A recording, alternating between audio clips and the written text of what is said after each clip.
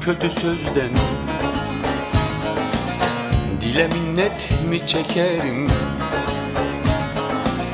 Yaşlarım dökülür gözden, yaşlarım dökülür gözden. Söyle minnet mi çekerim dost?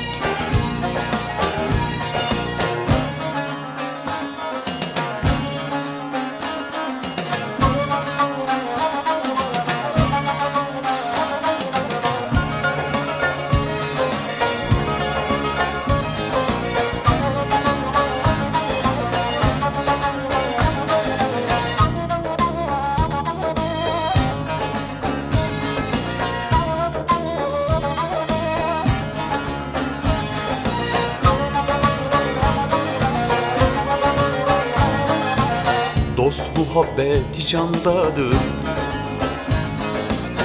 ne ararsan kendindedir. Benim ruhum yaradandır,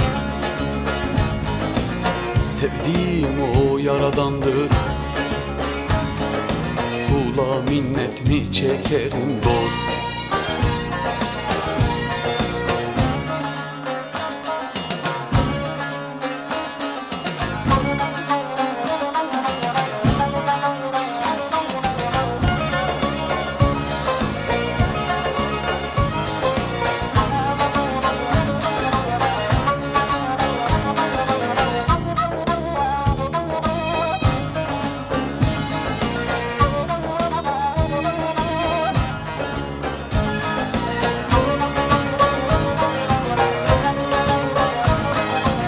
Hasretime çektim ferman,